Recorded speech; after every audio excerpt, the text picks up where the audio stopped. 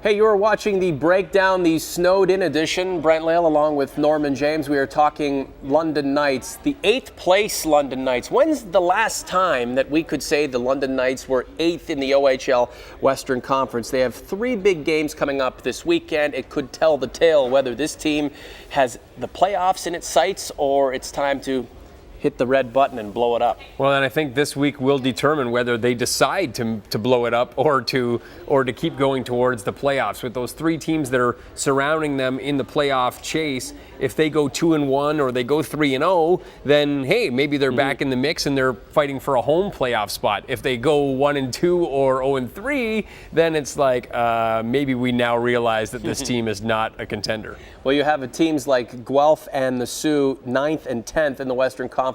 The London Knights sitting 8th. You also have the Erie Otters in 7th.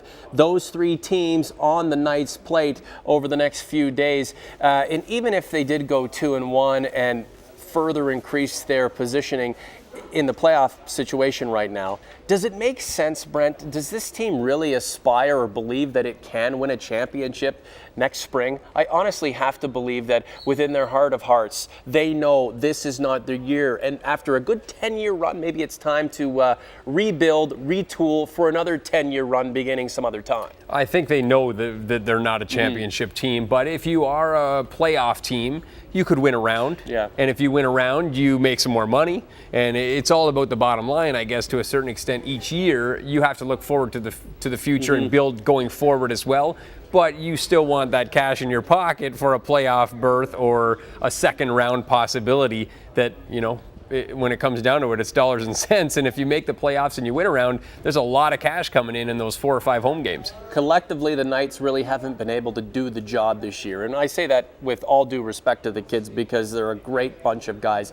But individually, I think you're going to be able to ship some of them out and bring back some reward. Of course, mostly young players and draft picks. That's what the Knights are after. Maybe break down some of the scenarios there. Who goes out and what comes back? Well, I think their best player so far this year has been Michael D'Orazio. He's their captain. I'm not sure that you want to trade your captain in the middle of the season, but it will happen if you can fetch something in return. The problem with him is he's an overager, so you're only getting him for a rental for a couple of months. But for a team like, say, Mississauga or someone like that, if they had an overage spot or the Knights have brought in players like exactly. that before. So a team could use Chris D'Souza. He's a former 30-goal guy in the Ontario Hockey League. He's got some value. Jared Knight obviously has a lot of value because he still has another season or possibly 2 left in the Ontario Hockey League. I'm not sure he's a guy the Knights would want to get rid of, but if you call up and say, here's the offer, but he's there it is. He's going to fetch you a lot. Exactly, that's right. What I look at this situation like it's not going to be a team that wins a championship next year or even the year after that. So if Jared Knight's long gone by then,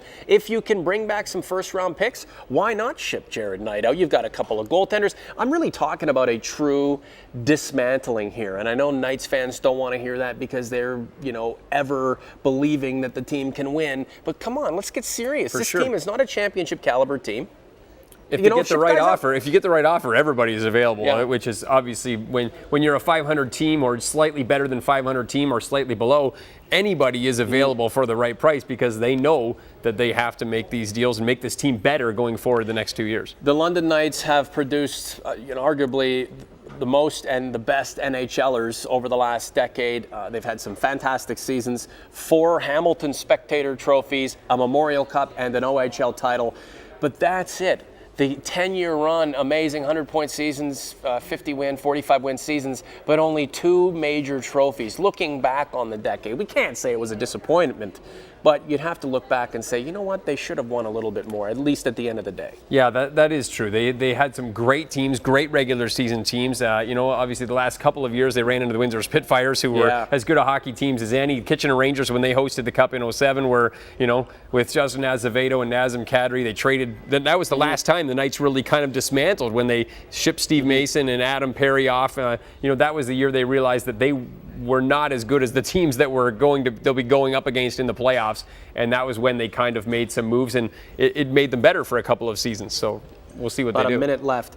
What would it mean to the fan base in the city of London if the Hunters decide to tear it down and rebuild? Do you think people are going to stick with this club, or are we going to see nights with 3,500 people in a building with a capacity of 9,000 next year? I think you may see 1,000 or so less per game. Yeah. They have such a huge season ticket base that I think the fans are going to realize that there is some downtime. You can't be the New York Yankees forever in junior hockey. But it's been a great run, and who knows, maybe there's something still left in the tank this year. We're going to have to wait and see over the next month or so before the trade deadline what they decide to do. And if you get into the playoffs in the OHL, I guess they're all teenagers. Anything could happen. With Tyler Seguin gone, as well as Taylor Hall and Nazem Kadri, I think the OHL is devoid of big stars these days, and you have to believe the Knights are looking around the Bantam ranks as well as the midget ranks for that next great star. If they can put themselves in a position to draft them, you know what, it would be nice to see the marquee player in the OHL back in arguably the marquee market. For Brent Lail, I'm Norman James. We will talk to you soon. We have to go and shovel now. See you next time on The Breakdown.